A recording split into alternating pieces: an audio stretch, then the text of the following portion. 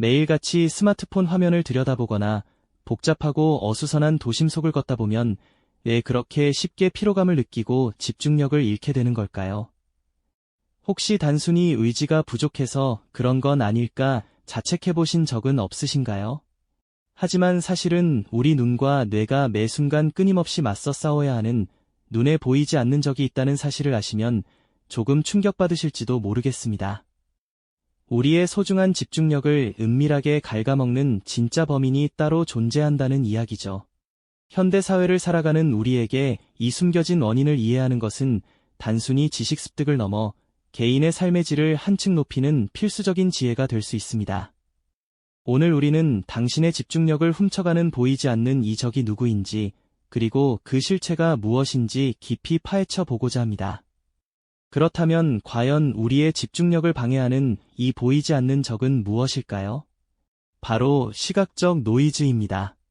소음이 우리의 귀를 괴롭히듯 시각적 노이즈는 우리의 눈과 뇌를 끊임없이 자극하며 불필요한 에너지를 소모하게 만드는 모든 시각적 방해 요소를 일컫습니다.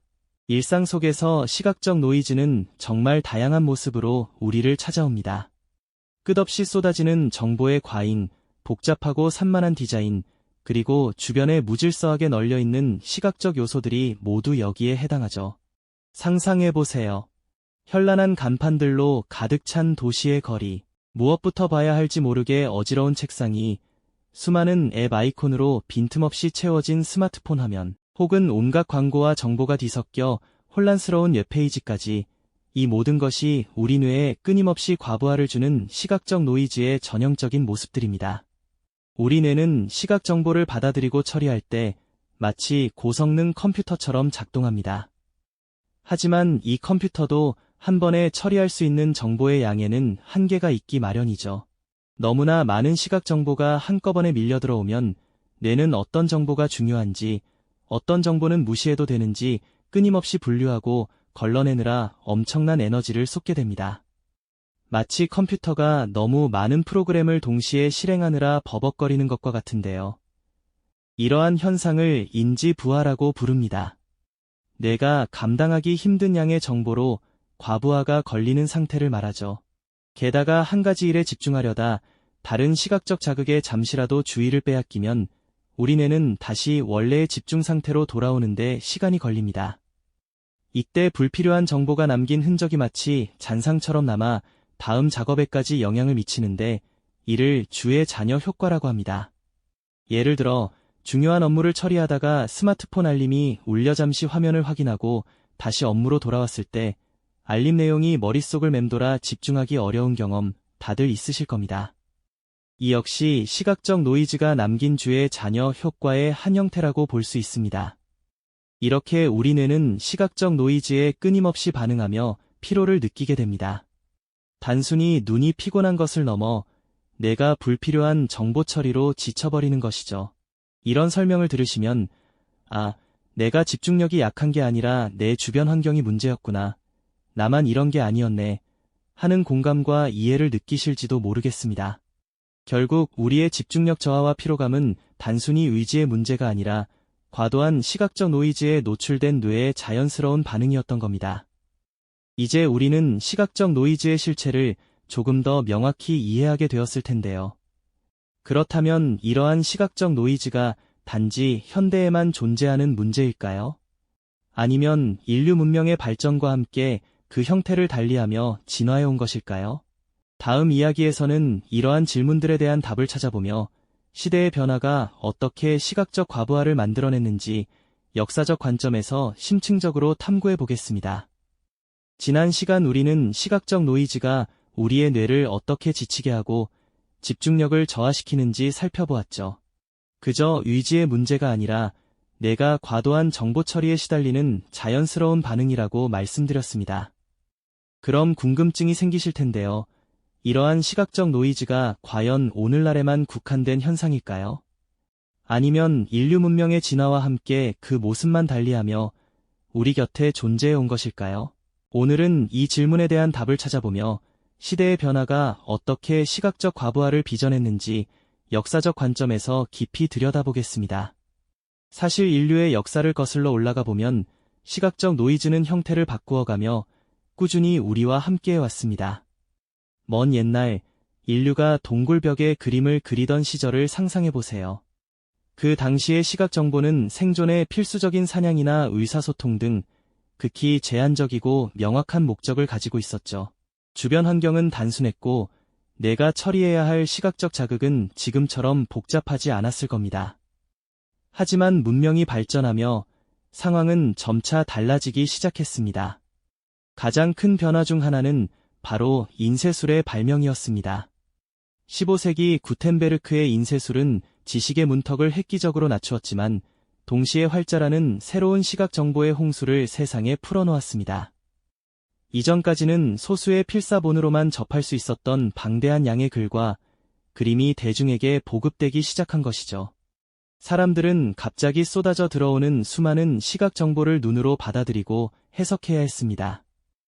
이는 뇌가 과거와는 비교할 수 없는 수준의 시각적 자극에 노출되기 시작했음을 의미합니다. 정보의 양이 늘어남에 따라 필요한 정보와 불필요한 정보를 구분하는 인지적 노력이 더해진 것이죠. 그리고 18세기 산업혁명은 또 한 번 거대한 변화를 가져왔습니다. 공장과 도시가 급격히 성장하면서 우리의 시각 환경은 이전과는 완전히 다른 모습으로 변모했습니다. 거대한 기계의 복잡한 구조, 수많은 노동자들이 오가는 북적이는 거리, 그리고 상품을 홍보하기 위한 현란한 간판들이 도시를 뒤덮기 시작했습니다. 시각적 자극은 단순히 정보의 양을 넘어 그 복잡성과 무질서함까지 더해졌습니다. 거리를 걷는 것만으로도 수많은 광고와 표지판, 다양한 형태의 건물들이 우리의 눈길을 사로잡으려 경쟁했죠. 뇌는 끊임없이 주의를 분산시키는 외부 자극들과 씨름하며 피로를 느끼게 된 것입니다. 20세기에 들어 대중매체가 등장하면서 시각적 노이즈는 더욱 증폭되었습니다. 신문과 잡지, 그리고 라디오를 넘어 텔레비전이 보급되자 움직이는 영상과 소리가 가정집 안방까지 파고들었습니다. 광고는 더욱 정교해지고 영화와 드라마는 우리의 시선을 끊임없이 붙잡았습니다. 뇌는 이제 정지된 이미지뿐만 아니라 역동적인 영상 속에서 쏟아지는 수많은 시각적 정보를 실시간으로 처리해야 했죠. 이는 단순히 정보의 양이 늘어난 것을 넘어 시각적 자극의 속도와 강도까지 강화된 것을 의미합니다. 그리고 지금 우리가 살고 있는 디지털 시대는 시각적 과부하의 정점이라고 할 수 있습니다. 스마트폰과 컴퓨터, 태블릿 등 수많은 디지털 기기들이 쉴 새 없이 정보를 쏟아내고 있죠. 손안의 작은 화면에서 우리는 소셜미디어 피드, 뉴스, 광고, 동영상 등 끝없이 스크롤되는 이미지와 텍스트를 마주합니다.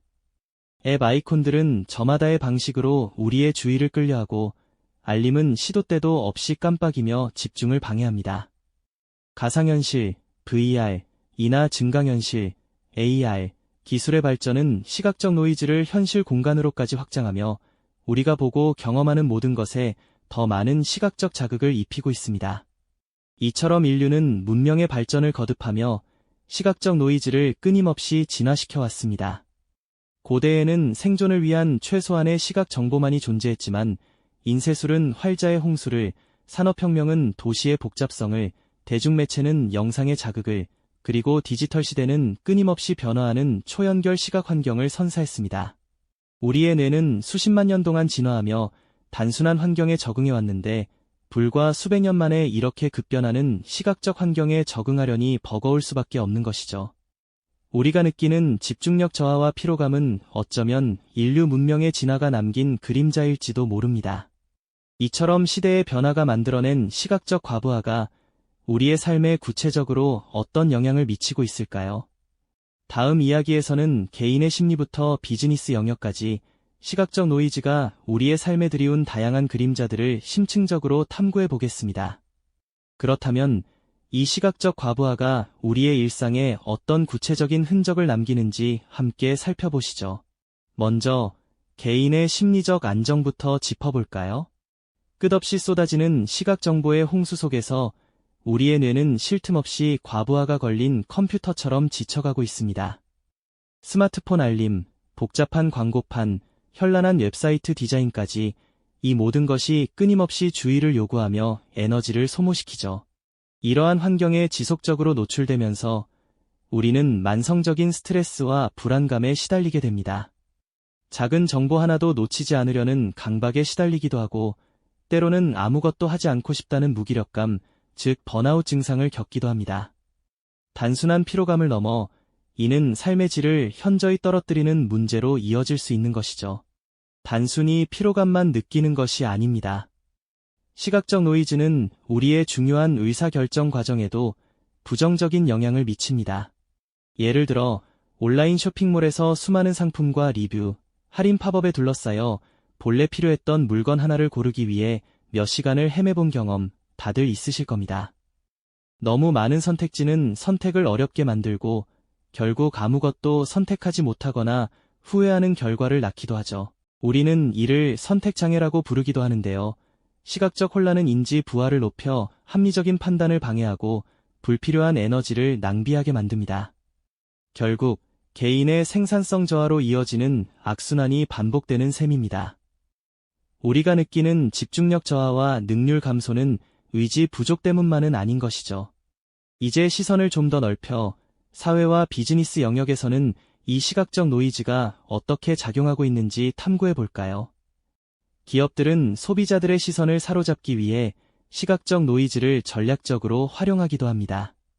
화려한 색상과 자극적인 문구, 끊임없이 바뀌는 동영상 광고들은 잠재 고객의 주의를 끌어 매출을 늘리는 강력한 마케팅 도구가 됩니다. 백화점 진열대에 현란한 디스플레이나 번화가의 네온 사인 간판을 떠올려 보세요. 이 모든 것이 우리의 시선을 붙잡고 구매 욕구를 자극하려는 의도적인 시각적 노이즈인 것이죠. 하지만 이러한 전략이 항상 긍정적인 결과만을 가져오는 것은 아닙니다. 때로는 과도한 시각 정보가 소비자에게 피로감을 주어 브랜드에 부정적인 인식을 심어주기도 하니까요. 반대로 시각적 노이즈를 최소화하려는 노력 또한 활발하게 이루어지고 있습니다. 사용자 경험, UX, 과 사용자 인터페이스, UI, 디자인 분야에서는 정보의 직관성과 가독성을 높여 시각적 부담을 줄이는 데 집중하고 있습니다. 복잡하고 어지러운 웹사이트 대신 필요한 정보만을 간결하게 배치한 미니멀리즘 디자인이 각광받는 것도 이러한 맥락에서 이해할 수 있습니다. 애플 제품의 깔끔한 디자인이나 특정 생산성 앱들이 불필요한 요소를 제거하고 핵심 기능에만 집중하는 이유도 바로 여기에 있습니다. 이는 단순히 미적인 취향을 넘어 사용자의 집중력을 높이고 피로도를 낮추어 궁극적으로 삶의 질을 향상시키려는 중요한 시도인 것이죠. 현대인의 삶에 꼭 필요한 변화라고 할 수 있겠습니다. 이처럼 시각적 노이즈는 단순히 눈의 피로를 넘어 우리의 심리적 안정과 일상의 생산성, 나아가 사회 전반의 경제활동과 디자인 트렌드까지 지배하는 거대한 현대 문명의 그림자임을 알 수 있습니다.